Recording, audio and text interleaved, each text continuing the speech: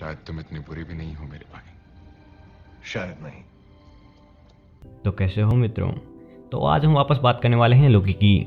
मेरे हिसाब से लोकी काफ़ी अच्छा इंसान है और काफ़ी अच्छा भाई भी, और ये बात उसने थॉर रैग्नारॉक और इन्फिनिटी वॉर में खुद प्रूफ की है। लेकिन हाँ, शुरुआती मूवीज़ में वो हमें एज ए विलन के तौर पे दिखा था, जिसमें मेरे हिसाब से उसकी कोई गलती नहीं है, क्योंकि हर कोई जन्म से बुरा नहीं होता। उसके साथ हुआ व्यवहार, हालात और परिस्थिति उसे बुरा बनाती है। अब आप एग्जाम्पल के लिए जोकर को ही ले सकते हो। जोकर शुरुआत से बुरा नहीं था, उसे दुनिया ने वैसा बनाया, उसे दुनिया ने इग्नोर किया, परेशान किया, उसे ऐसा महसूस कराया जैसे कि वो कुछ है ही नहीं और वो कुछ भी नहीं कर सकता। अब ऐसा नहीं है कि सारे ही लोग बचपन से बुरे नहीं होते, कुछ होते हैं जो बचपन से ही बुरे होते हैं, लेकिन लोकी उनमें नहीं आता। लोकी को बुरा बनाया गया है, और वो कौन कौन से फैक्टर हैं या बातें हैं जो लोकी को बुरा बनाती है, आज हम उन्हीं के बारे में बात करने वाले हैं। तो बिना किसी को एविल बनाए आज की बकवास को शुरू करते हैं। तो उन फैक्टर में से पहला फैक्टर आता है ओडिन का। हाँ, ओडिन ने कभी भी लोकी को वो इज्जत नहीं दी जो उसने थोर को दी थी, और लोकी को कभी भी एक एसगार्डियन नहीं समझा, और ये बात वो खुद जानते हैं और उसको समझते हैं। तभी तो इतनी आसानी से ओडिन स्लिप में चले गए ताकि लोकी उनकी जगह ले सके।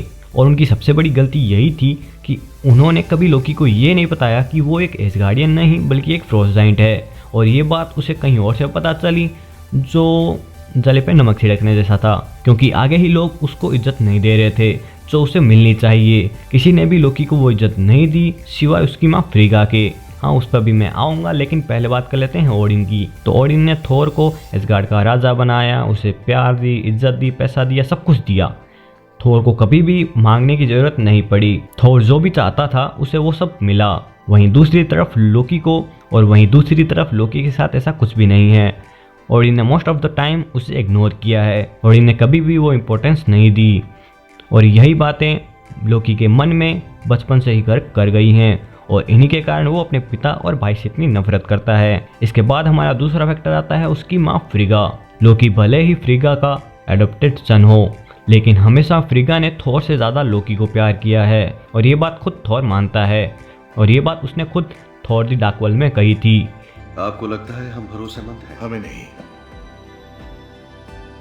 पर माँ को लगता था। लेकिन इसके अलावा फ्रीगा ने लोकी को वो पावर दी है, और लोकी आज जो भी जादू टोना कर रहा है वो सब फ्रीगा की देन है। अगर फ्रीगा नहीं होती तो शायद लोकी गॉड ऑफ मिस्चीफ भी नहीं होता। लेकिन ये सब करने के बाद भी फ्रीगा ने कभी भी लोकी को थोर से बेहतर नहीं समझा। प्यार करने में और किसी को बेहतर समझने में फ़र्क है। अब आप थोर की पहली मूवी का एग्जांपल ले सकते हैं, जिसमें ओडिन स्लिप में चले गए थे और थोर को ओडिन ने एसगार्ड से निकाल दिया था। इसके बावजूद फ्रीगा ने एक बार भी लोकी को ये नहीं कहा कि वो एसगार्ड का राजा बने, उसे चलाए। इनफैक्ट लोकी ने खुद ओडिन की जगह ली एसगार्ड की गद्दी पर बैठकर, और यही फ्रीगा की गलती है कि उसने लोकी को कभी भी थोर से बेहतर नहीं समझा। अरे कम से कम उसे एहसास तो दिलाया होता कि वो थोर और बाकियों से कम नहीं है, वो उनसे काफ़ी बेहतर है। और यही लोकी की एविलनेस का दूसरा फैक्टर है। और अब आते हैं हमारे तीसरे फैक्टर पे, जो है मार्वल स्टूडियो खुद। और ये सबसे बड़ा फैक्टर है, क्योंकि मार्वल वालों ने कभी भी लोकी को वो पावर नहीं दी जो पावर उसके पास कॉमिक में है। अभी तक हमने उसके पावर के नाम पर सेफ शिफ्टिंग और चाकू छुरी और चीज़ों को गायब करना, बस इतना ही। और मार्वल वालों ने लोकी को एज ए वॉरियर की तरह नहीं, हमेशा एक सर्वाइवर के तौर पे देखा है और उसे ट्रीट किया है, और लोकी को ऐसा ही पोर्ट्रे किया है।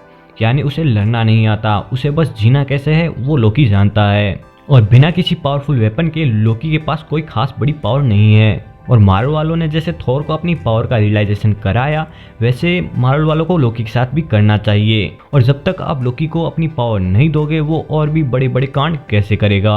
और मार्वल को इस चीज़ को सुधारना होगा और लोकी को अपनी कॉमिक पावर देनी होगी। और इसके अलावा एक और फैक्टर है, वो है लोकी के गोल्स, जो उसे कभी भी अचीव नहीं हुए। थोर की पहली मूवी में उसे एसगार्ड नहीं मिला, और दी एवेंजर्स में उसे अर्थ नहीं मिली, और ऐसे ही हमेशा लोकी को कभी भी अपने गोल्स अचीव नहीं हुए। और यही सारी बातें लोकी को एविल बनाती है।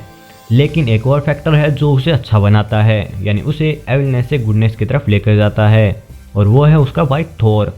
लोकी थोर से कितनी नफरत करे, उसे कितना ही बड़ा धोखा दे या उसकी वाट लगाए, लेकिन फिर भी थोर लोकी से हद से ज़्यादा भाई वाला प्यार करता है, और उसी प्यार की मदद से थोर ने लोकी के मन में अपने प्रति नफरत को मिटाया है। और वो हमने थोर रैग्नारोक की एंड में देखा था कि लोकी अच्छा बन गया, खैर, इस पे आपको क्या लगता है कि लोकी एक अच्छा इंसान है या बुरा, या फिर मैंने कोई फैक्टर छोड़ दिया हो, मिस कर दिया हो, तो कमेंट में ज़रूर बताना। और आपसे मिलते हैं अब अगले वीडियो में। लेकिन चैनल पे नए हो तो चैनल को अभी के अभी सब्सक्राइब करो, और वीडियो कहीं से भी अच्छा लगा हो तो लाइक तो मार ही देना, और ज़्यादा पसंद आ गया हो तो शेयर कर देना अपने दोस्तों में, रिलेटिव में, जहाँ चाहो वहाँ कर देना। और अभी तक इस वीडियो को देख रहे हो तो इंस्टाग्राम पे फॉलो करना मत भूलना, लिंक वीडियो के डिस्क्रिप्शन में मिल जाएगी। और अब मिलते हैं आपसे अगले वीडियो में, तब तक के लिए आप एंजॉय कर सकते हैं हमारे दूसरे वीडियोज़ को। मैं वादा करता हूं तुम्हें कोई परेशान नहीं करेगा, न टेंशन न कोई तकलीफ। हे, कुछ नहीं हुआ। तुम पागल हो क्या? कोई शक?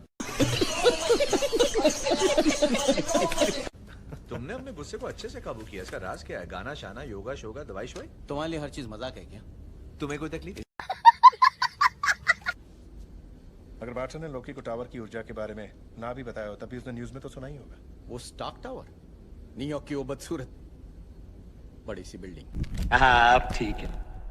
कुछ ही घंटों में मैं शील का हर वो घिनौना राज जान जाऊंगा जो उन्होंने छुपाने की कोशिश की है। खाओगे?